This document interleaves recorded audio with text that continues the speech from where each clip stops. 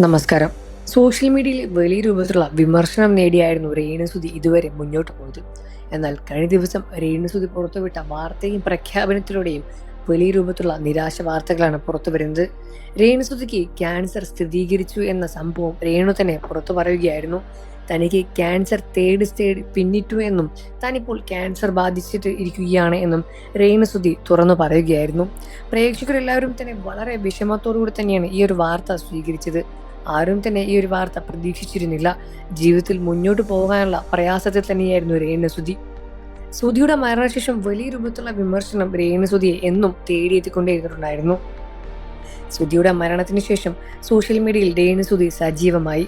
പിന്നീട് പങ്കുവയ്ക്കുന്ന വീഡിയോകൾക്കും ആൽബങ്ങൾക്കും എല്ലാം തന്നെ ഒരുപാട് വിമർശനവും ഒരുപാട് സ്നേഹവും പ്രേക്ഷകർ മിക്സായി കൊടുത്തപ്പോൾ വിമർശനത്തിനെ രേണുസുതി എല്ലാം തന്നെ വളരെയധികം ചിരിയോടെ തന്നെ നേരിടുകയായിരുന്നു.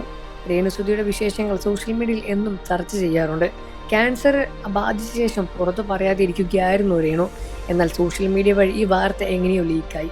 ഇപ്പോൾ സ്ഥിരീകരിക്കേണ്ട അവസ്ഥയാണ് എന്നും രേണുസുതി പറയുകയാണ്.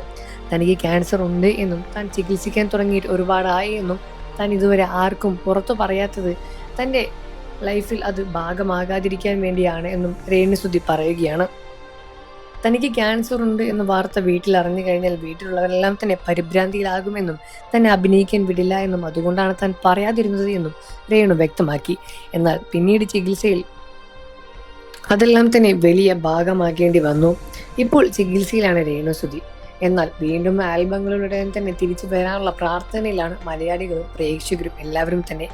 ഇതിനോടകം മകൻ കിച്ചുവിനെ പറ്റിയും എല്ലാം തന്നെ സോഷ്യൽ മീഡിയയിൽ വലിയ രൂപത്തിലുള്ള വിമർശനവും വലിയ രൂപത്തിലുള്ള സപ്പോർട്ടുകളെല്ലാം തന്നെ വരുന്നുണ്ട്. കിച്ചുവും രേണുവും തമ്മിലുള്ള പ്രശ്നങ്ങളെല്ലാം തന്നെ ഇതിനോടകം തീർന്നു കഴിഞ്ഞിട്ടുണ്ടാകുമെന്ന് പ്രേക്ഷകർ പ്രതീക്ഷിക്കുന്നു എന്നുമാണ് പ്രേക്ഷകരും പറയുന്നത്. രേണു, നിങ്ങൾ വിഷമിക്കരുത്. നിങ്ങൾക്ക് സന്തോഷം എത്രയും പെട്ടെന്ന് എത്തും എന്നും പഴയ ജീവിതത്തിലേക്ക് എത്രയും പെട്ടെന്ന് തിരിച്ചു വരാൻ കഴിയട്ടെ എന്നുമാണ് മലയാളികളും പ്രേക്ഷകരും ഒരേപോലെ കമന്റ് ചെയ്ത് പറയുന്നത്.